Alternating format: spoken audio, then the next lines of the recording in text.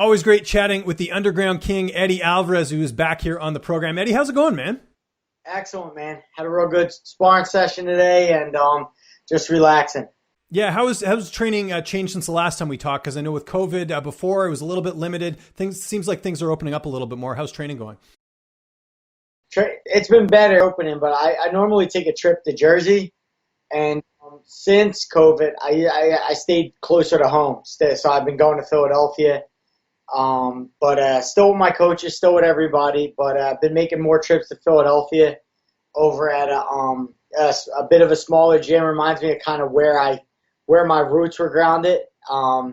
It's EFFC, and I've been with there's a guy, Sean Brady, who just entered UFC. I know Sean quite well. Very talented guy. Has a win over. Actually, I was at his debut when he fought in Boston. Really, really good, talented guy.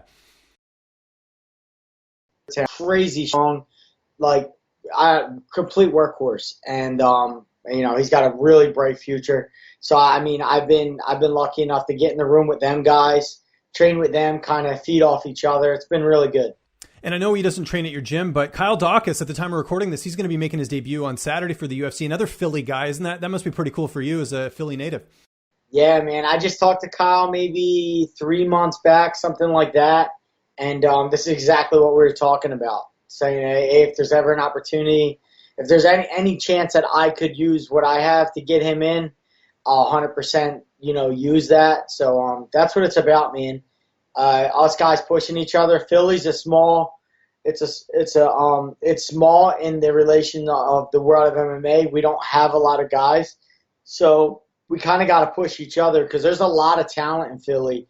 It's just it's unknown, and guys aren't getting the push that they can. So it's up to people like me to use my influence or some of these other bigger name guys to kind of use it to push the next group forward. And sticking with training, have you spent any time with Mark Henry or Ricardo Almeida? Just because you said you've been a little bit limited, training closer to home. Have you gotten any training up there or no? Yeah, I was able to do small group training over at Ricardo. You know what I mean? Be able to do small group stuff and work with Frank. Frank has a fight coming up, so we've been able to get a couple of them in. Mark, we really haven't because he either been traveling to other fights.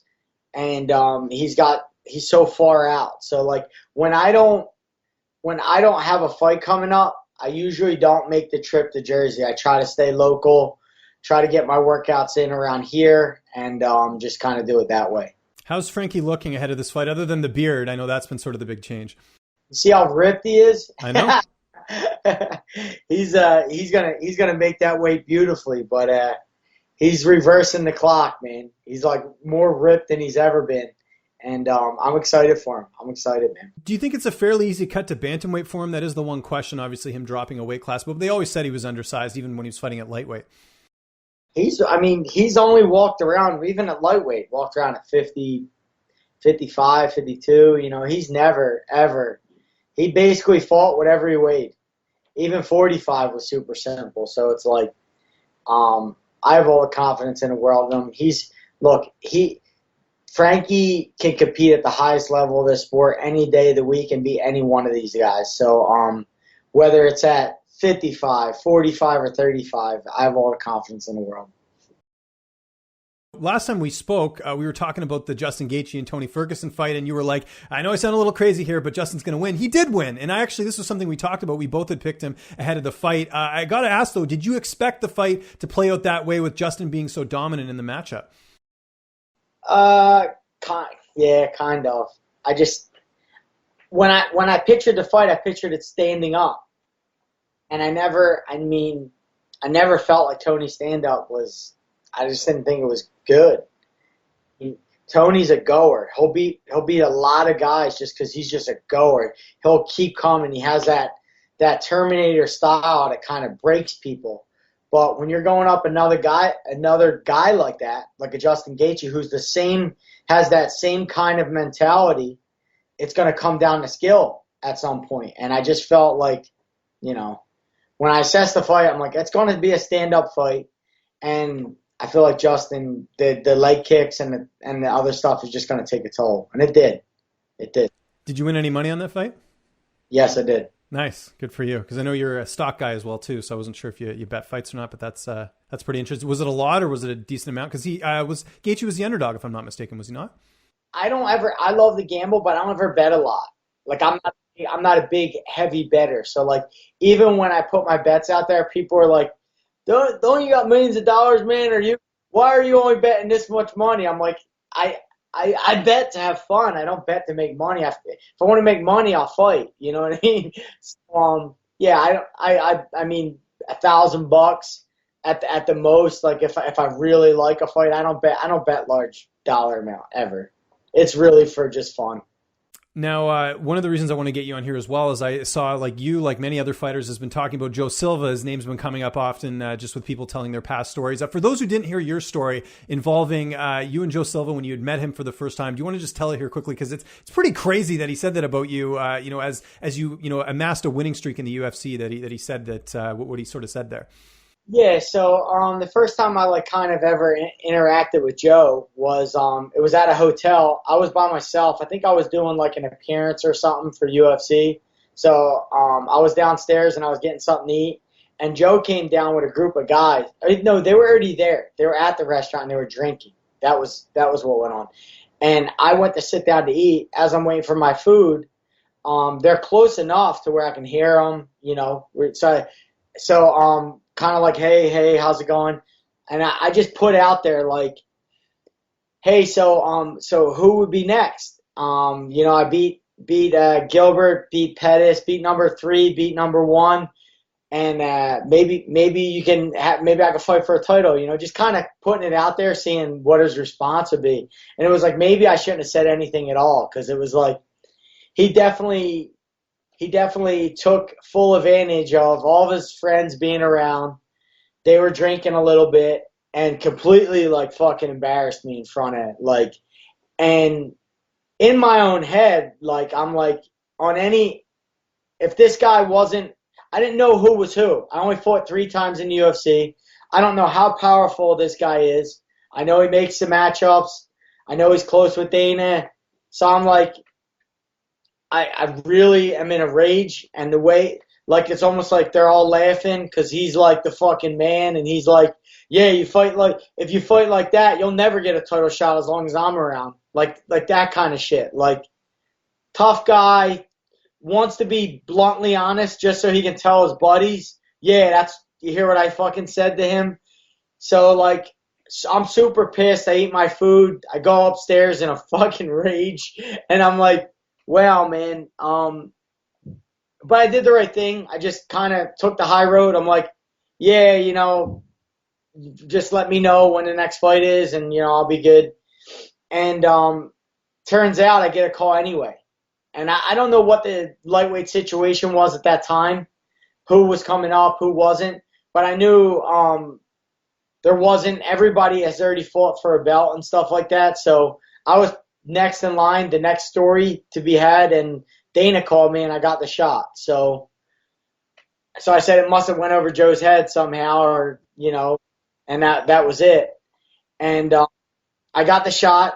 I knock out Dos Anjos in the first round, and I remember him he was cage side, but then when I went to the back with the belt, he was right back there. Probably one of the first dudes I seen when I went back there. And I was pumped up, you know what I mean? Won UFC belt. I wasn't thinking badly or negatively, but I turn and I see him. And the first thing that came to my head was that's the motherfucker who was like, you'll never get a title shot. You'll never just treated me like shit. And I'm like, if there was ever an opportunity where I could just take his face and smush it, now is the point. And I just turned to him and I winked, and it was almost like he was fucking angry that I won. It was like he didn't want to acknowledge that I had the belt. He didn't want to acknowledge that I was even in the same hall as him. Just walk by, no good job, no congratulations, nothing. And I'm like, what a fucking angry little dude. So I still find that so crazy. And at that time when he's telling you that, did you really feel like you never would get a title shot just based after what he was saying? I was nervous. I came to the UFC to get a title shot, right? I came to the UFC to fight whoever had that belt so I could win a UFC title. I won all these titles outside, and so many people are like, you'll win them, but you'll never win the UFC. And if I won the UFC, they'll say you'll never win that. So I'm like, I'm going to go there. I'm going to win the title, and I'm going to prove it to myself and prove to everyone. And then when he says that, I'm like, fuck, I'm never, ever. Because that's the guy, right? He makes the matches. He's like the wizard. He says, who gets what. And so that was kind of disheartening. I went to my room pissed off and like a little disappointed, thinking, damn, I'm not going to get a title shot. And this little dude just bitched me up in front of all his friends.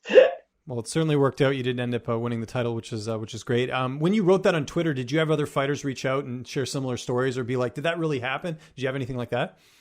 Not people ask me if it really happened, because anybody who dealt with him knows that, there's just stories like the way he would talk about you to your manager, like that, like you don't want to hear that shit. You know what I mean? It's like you're a fucking piece of shit under his shoe. Like, hey, if I call you on a week's notice, you better pick up whatever you're doing. You better get it, or you're fucking out of here. Like, that was how that guy did things. It was, you were supposed to be at his beck and call when he won it, how he won it. And if you said no, it was like, shit, I'm going to make you pay. You're going to pay for ever saying no to me. And it's like, I don't know if that, that was just dirty. You know what I mean? You don't do that. Switching gears a little bit, UFC's obviously, there's been a lot of stuff in the news right now with all these fighters like Masvidal and McGregor. I mean, he's saying he's retired. Cejudo's saying he's retired. There's a lot of money related things. John Jones, another one. Do you see this getting resolved? I mean, fighter pay is always going to be an issue, but it seems like, I mean, we haven't seen this many stars all at one time say that, hey, look, you got to pony up and pay me, when the UFC's like, no, we can't. It's a pandemic right now. We're not going to fork out the cash. Do you see this coming to a resolution? It won't, not for the fighters, not a good one for the fighters. No, I played this out. So in my head, I played this situation out a million times. How do fighters get paid more? How do we do this? How do we put them in a position where we're in a position of leverage? How do you do that as a fighter organization? The only way you do that, the only way that's possible, and to get it done quickly without having to get attorneys, get lawyers, is the top 10 from every weight class. They all have to agree we're not fighting. Everyone. The top 10. Literally take.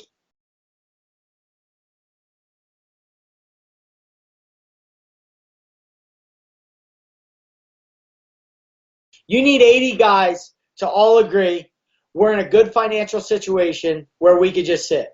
And we all need to agree upon that, and we all need to we need to come up with terms that we're happy with as well, and present them to the UFC. If all 80 guys sit, all 80 guys just decide we're sitting, we're no longer fighting, because you don't have to fight, right?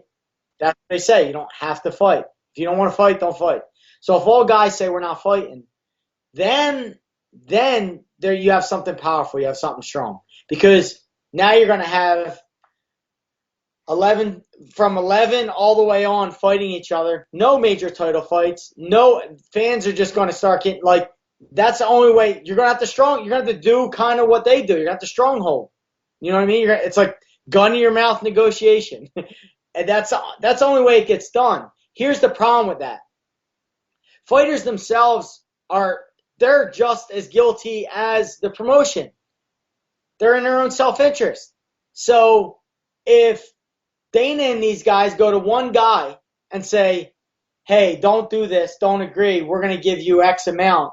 He's going to jump the line. He's out, and it's going to fold, because fighters are just as guilty as the promotion. It's all about themselves, them family, and I don't blame anyone. That's the sport we're in, and that's the reality of the situation. But in order for that to work, you would need to tell 80 guys, sit, chill, financially, you'll be taken care of. But you're going to have to ride this out and invest this time and come together, because there's no power in separation, and there's a lot of separation in the world of MMA and the world of fighting. Yeah. No, very, very well said. I mentioned Conor McGregor there. He says he's retired. Do you see this sticking, or do you see Conor fighting again? I don't know, man. I commend him because it's very difficult to fight when you have, when you're set, you're well off, and you understand the sport of fighting and how fucking dangerous it is, and you have wealth, and you have wealth for you and wealth for your kids and your kids' kids. It's difficult to put yourself in a situation that dangerous again, and even to get your mind to switch over, you almost have to lie to yourself, to say, I'm not safe and I need to go back in here to do this. So like, it's, I personally wouldn't probably, if I were him, but it's his own goals, his own aspirations, and it's going to be up to the man to say whatever he wants to do. He can, of course, he's young enough and he's talented enough to come back, but whether he wants to or not, who knows? Yeah, I think it's interesting because it just seems weird that he would just go on Twitter and say, I'm done. I figured he'd make it in like a big spectacle if he was serious, but could be a negotiating thing. We'll see what happens there. But yeah, certainly very interesting on that. You used to train at the Black Zillions, which is now called Sanford MMA, and now we have a title shot between two teammates. You've trained with both of them, Gilbert Burns and Kamaru Usman. What was your reaction when you found out that Burns got the title shot? Because I think this is so intriguing, having two teammates fight each other. So when I was there, me and Gilbert trained together probably the most. Like out of all the 55ers, I'd probably go with Gilbert, Michael Johnson, Carrington Banks. We had a small group that we'd all really work really hard. And even Usman, he's a good friend of mine today. We talk every week. And we would go as well. Not as much because we're a little bit bigger, but I would go with him too. But I don't want to say I was totally shocked because Kamaru just left. I call him Kush, so his name's Kush to me. So if I say Kush, I'm talking about Kamaru. But he just left and he went to Colorado, and after he left, I think they looked at it as, hey, free game. He's not with the team, so let's push this shot and go. And that's the nature of our sport, man. When you get some of the best talent and put them together in one room, the cream rises to the top, and you're going to get number one and number two going against each other. That's just how it works. The environment kind of grows the organism. So, like, when you're in an environment with world champions, you're going to be a world champion. That's just how it goes. Especially if you're going with them every day, you're competing. That's the nature of our sport. So, the real winner of this whole thing is Henry Hoof. To be able to build, he built both of them guys from scratch. You know what I mean? He started with them from the very beginning. And the real winner is this, for him to step back and say, hey, these guys, they started with me, and now look at them. They're fighting each other because, that's a good problem to have for a coach like that, Yeah, no, I agree. Do you think Kamaru going to Colorado is the right move for him, training with Justin Gaethje and Trevor Whitman? I spoke with him, and here's why I do. This is why I do. And Henry's like Henry's my brother. Like, I love him. But when a fighter is at a place too long, at a place like years after years after years, sometimes you lose like your zest. It gets monotonous, and it kind of sucks the fun out of it. And you're going with the same guys. It feels like Groundhog's Day. You don't want fighting to feel like that. Fighting's already not. It's pure suffering, and you try to bring joy to it however you can. So I think him going somewhere else, getting a different view, getting a different look, getting a little bit uncomfortable, being in a different room where he doesn't know anyone. I think that's all going to bring up really good emotions, really good feelings for his competitive nature. So I told him, look, we're all on our own journeys, and he could go there, he can love it and end up staying, or he can go there and say, hey, it wasn't for me, and go back to Florida. But he's got to take his own journey. He's got to do that to know I'm doing what's best for me. And at the end of the day, when he gets inside that cage, it's him. His mind got to be right. And he's doing what he feels he has to do for his mind to be right, to be at a championship level. And I think it's a good thing. I think it's going to pay off for him. Do you think it's just a move for his camps, or do you see him permanently moving to Colorado? Can he handle the cold? Is that something he even wants to do? He's from Nebraska, right? So No, I don't think he's moving. No, he ain't moving to Colorado. Okay. Right? He's set up nice in Florida.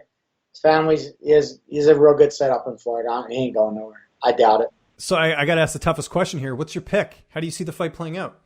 I'm not picking this one. I love both these guys. My pick is for it to be a competitive fight, and there's certain fights where there's not a winner and loser. No matter who the judges, no matter whose hand goes up, I want it to be a fight where the fans win. So let's hope that it's a fan-friendly fight and something for the fans to win. But they're both my friends. I've trained with both, and as far as picking my hand's completely out of that one.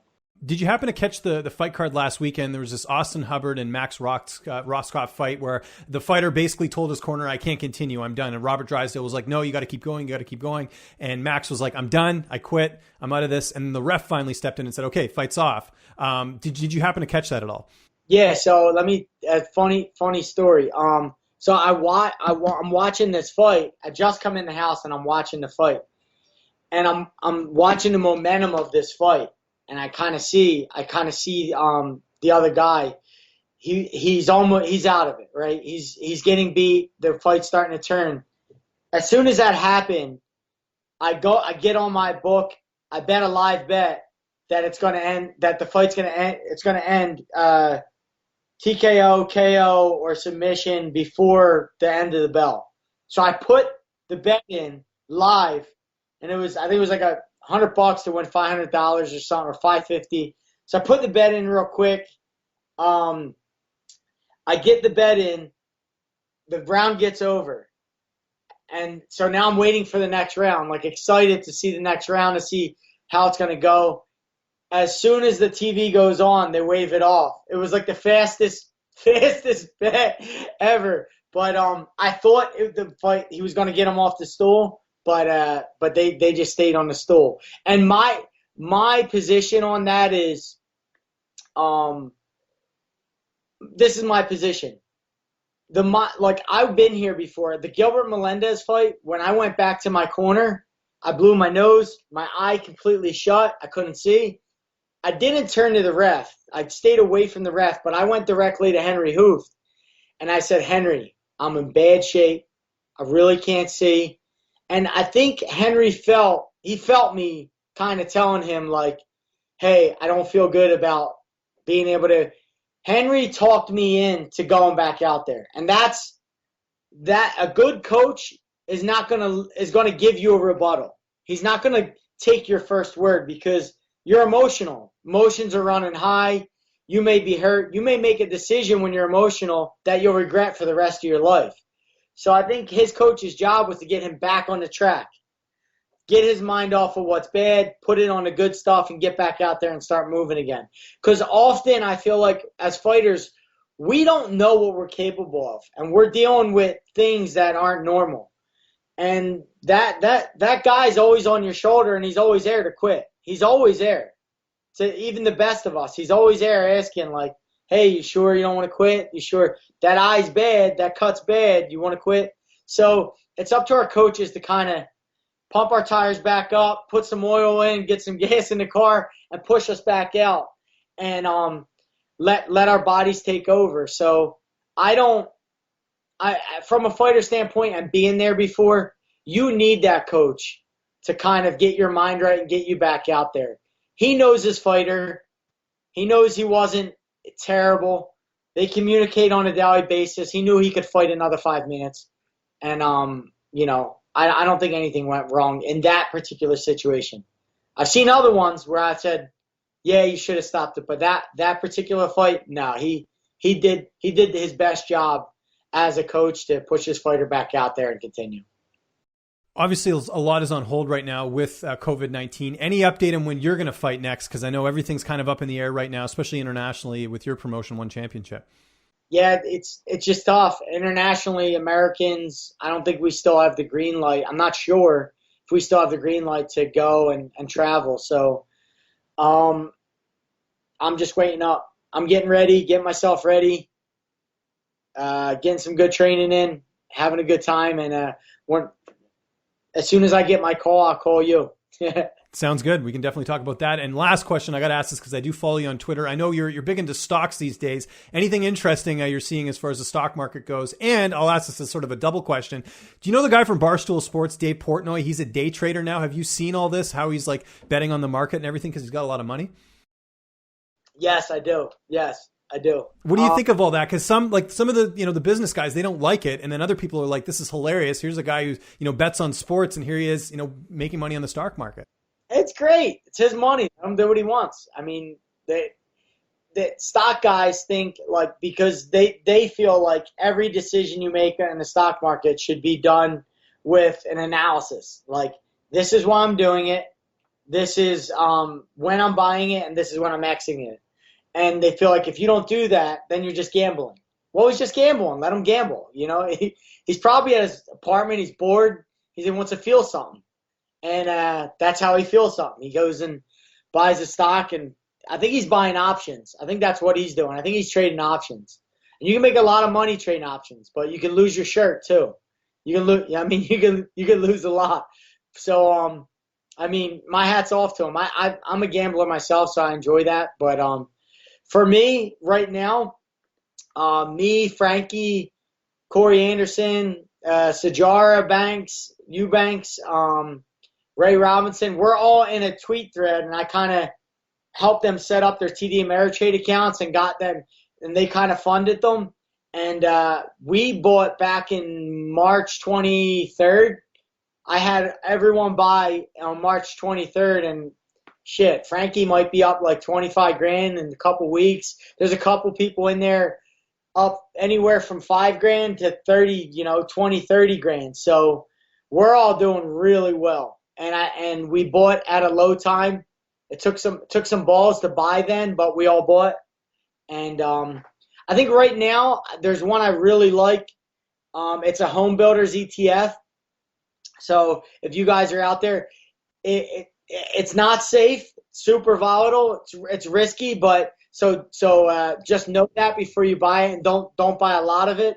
But it's called NAIL, NAIL, and it's a home buyers ETF, and they own percentages of Home Depot, Lowe's, and a bunch of home builders.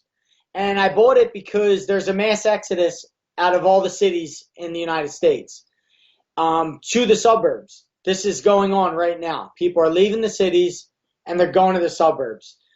One, because of COVID. Two, because of the riots, and they just don't feel like the cities have things under control.